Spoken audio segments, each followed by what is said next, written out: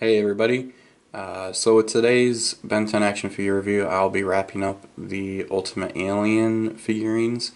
These four right here are the last of the aliens that debuted in Ultimate Alien, or at least the last of the aliens that debuted in Ultimate Alien that they made action figures of. So we've got Eatle, Clockwork, Rigg, and Shocksquatch. So you can tell that these two here, Rigg and Shocksquatch, are not the Ultimate Alien designs. These are Omniverse figurines that came out with the other wave of Omniverse figurines. These they just didn't make the Ultimate Alien design for those characters. So I still group them with my Ultimate Alien figurines just because that's when they debuted, was in that series. Technically, Shocksquatch debuted in the Generator X Ben 10 crossover, Heroes United.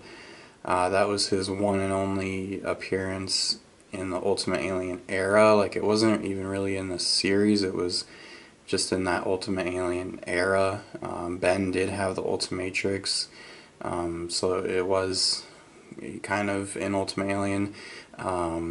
So I still group him with Ultimate Alien, even though like the vast majority of his appearances were in Omniverse, and we only saw that Heroes United character design for him. We only saw that once, but he did debut in that Ultimate Alien era, as I said. So I do group him with the Ultimate Alien aliens, and that's why he's part of this review. So let's get going on the first figurine there with Eatle. So let's take a look at Eatle. Articulation wise, he surprisingly does have head articulation. I guess this little circular disc here counts as his head because that does rotate all the way around. It's kind of surprising because of his general lack of neck, or what you might think would be a head. So it's kind of surprising he has that head articulation. The arms go all the way around, and then they do have the elbow joint here. And then the legs, they go up.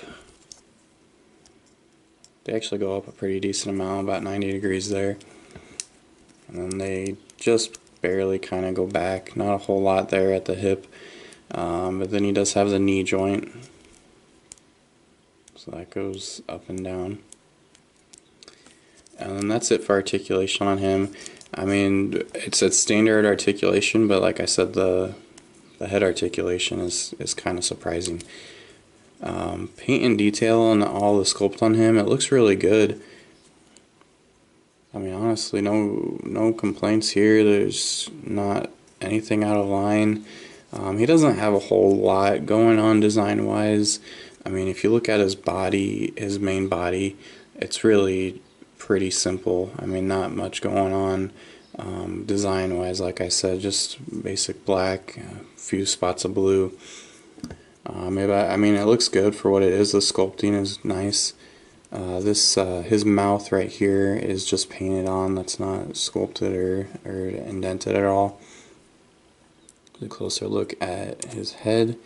His eyes, again, are also just painted on. They did the horn really well. It's sculpted nicely. He's got his little smaller horn back here. And the back's pretty basic, not much going on there. But the overall, sculpt of the shape of the body and everything looks really good. I mean, I think they did a pretty great job on this figurine. So let's compare him now to Clockwork. So scaling, I think it looks pretty good. I feel like, I don't know if this is accurate, but I always thought Clockwork was maybe a bit shorter. Like, I think Eatle should be a bit taller, but in general it doesn't look too bad. Alright, here's Clockwork. Definitely one of Ben's most powerful aliens, although kind of underutilized in my opinion. I think they could have built up his potential a bit more in the series, but it is what it is. So moving on to the articulation here. Again, kind of surprisingly, he has head articulation. This does spin all the way around. I say surprisingly with like him and Eatle because often when these characters don't really have necks and they're just kind of stumpy, they don't have that head articulation. So it's a little surprising that they can move like that. The arms do go all the way around. Then we have the elbow joint. And then the legs. So the legs are kind of like a couple that I mentioned in my last video with Terraspin and NRG. They don't have the usual hip articulation where it kind of goes like up and down, back and forward. It spins. It's on like a swivel here at the hip, and it's like you can just spin around. It's just a different kind of articulation. It's inferior in my opinion. I think the standard hip articulation they usually have is better. I'm not sure the purpose of this whole spinning leg thing, but it's better than no movement at all. And then that's it. There's nothing else in the legs, no knee articulation or anything like that. The sculpt on this guy is really cool though. I think they got all the details really well in here. The paint looks great. I love this gear thing in the middle. I think they did a really good job on that, and this actually is it's like textured. It's very slightly indented in there, but it's not just painted on. Same with these like bolts you can see there. They're just very slightly indented and textured there.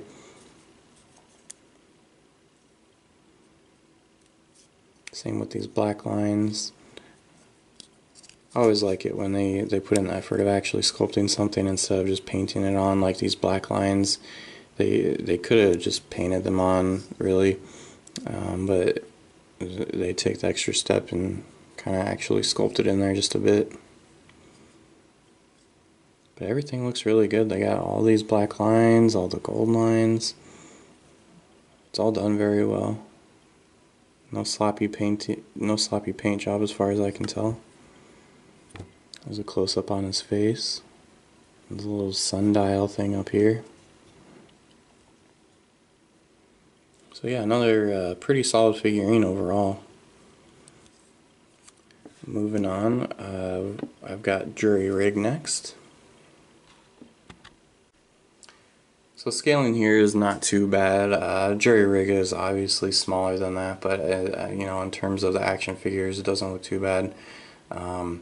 This is kind of sort of like callback to a few videos ago when I was talking about Nanomech. This is what I wish they would have done with him, or you know, something similar, where he was at least just smaller. I mean, Rigg's about maybe half the size of Clockwork here, but that Nanomech figure is like a full-size figure. He would be up just as tall as Clockwork, and it just still does not make sense to me. The smallest alien Ben has, they made it just a full-size figurine. I really think they could have done something like with Rigg here, like how they did Gray Matter, just kind of like the typical figurine is about 4 inches. These are maybe 2.5 inches. So I think they could have done something like that with Nanomech. But that's in the past. I already talked about that. But this scaling here doesn't look too bad. So let's move on to Rigg. Now, like I said, this is the Omniverse version of Rigg. They did not make the Ultimate Alien design in an action figure. But I kind of like this design better. The Ultimate Alien one was just really creepy and naked, and it just it looked a little weird. So this redesign that they did in Omniverse, I don't mind it at all. His head articulation, he does go all the way around. Goes 360 there. His arms, now they do go all the way around, but they kind of get blocked by his head. So you kind of have to move the head in a way that's going to allow you to move it back that way. Otherwise, like his strap here and his ears kind of get in the way. He does have elbow articulation. Goes up and down. And then he has the hip articulation. Goes way far back. And then does go up. And then he has some knee articulation here. It just moves a little bit, not a whole lot of movement there, but it does move. And then he has a tail that actually it pops out, but if you're gentle with it, you know, you can move it and turn it and pose it how you want. But yeah, it does come out all the way, so that's one of those things you have to look out for if you're buying this second hand. You want to make sure he's got his tail with him. A lot of times these little accessories that are detachable get lost over the years, and people don't have them included if you're buying it from eBay or something like that. But yeah, pretty decent articulation on him for being such a small figurine. Standard articulation, but sometimes when you have smaller figurines like this, they kind of lose some articulation. The sculpt on this looks really good. I think they did a fantastic job. They got his little aviator helmet done really well. You can see all the sculpting on his face, like his lips and the teeth right here are actually sculpted. They're not just painted on. Look at the detail on his nose and his eyebrow, or his, you know, the angry brow he has going on there. He's got his little beard goatee thing there. The scarf looks really nice, and the scarf actually kind of moves a bit. Got the Omnitrix symbol, looks pretty good. Yeah, I think they did a really good job sculpting him. Jury Rigg, you know, he wasn't used a whole lot and he wasn't the most popular alien, so it's cool that he even got an action figure at all. Eyes are sculpted on there. Yeah, pretty good figurine. So I'll get him up here next to Shocksquatch.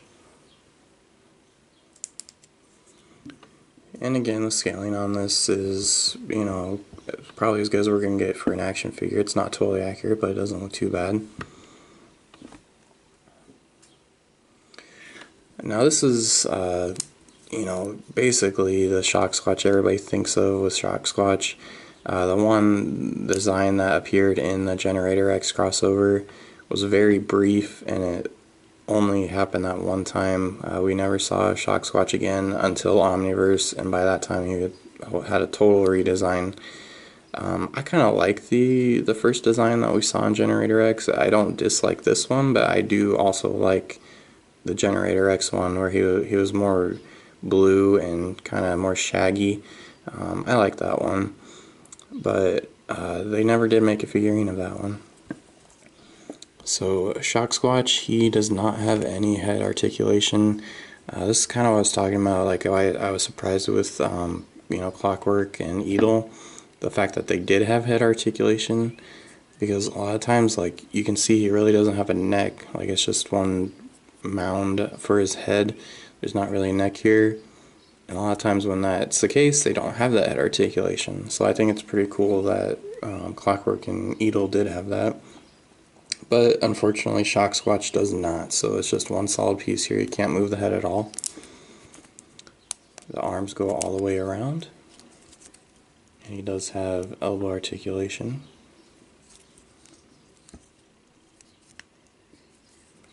And then the typical articulation at the hip. You can move that right there. And he's got the knee joint, so that can move. Nothing else, no ankle or wrist articulation or anything like that. The sculpt on him, once again, really good. They got all the electricity design painted on very well. You can see the little tufts of fur there. The face looks really good. All those teeth are actually sculpted. We got his little electricity brow here, whatever you want to call that. We got his like bolts in his neck. They have those, and same with on his wrists. I think the sculpting on this is done really well.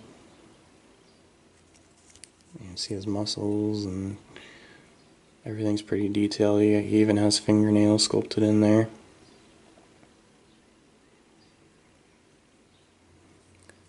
But that's it for Shocksquatch, and that concludes this video. So let me get everybody back up here. Alright, that wraps things up for today. My next video will officially start the Omniverse figurines. Like I said, even though I kind of reviewed a couple Omniverse figurines technically today, my next review will start what I consider to be the Omniverse aliens, the ones that actually debuted in that series. So I'll start that video off with Omniverse Ben, Feedback, Blocks, and Gravitak. So keep an eye out for that. Thanks for watching. I'll catch you guys later.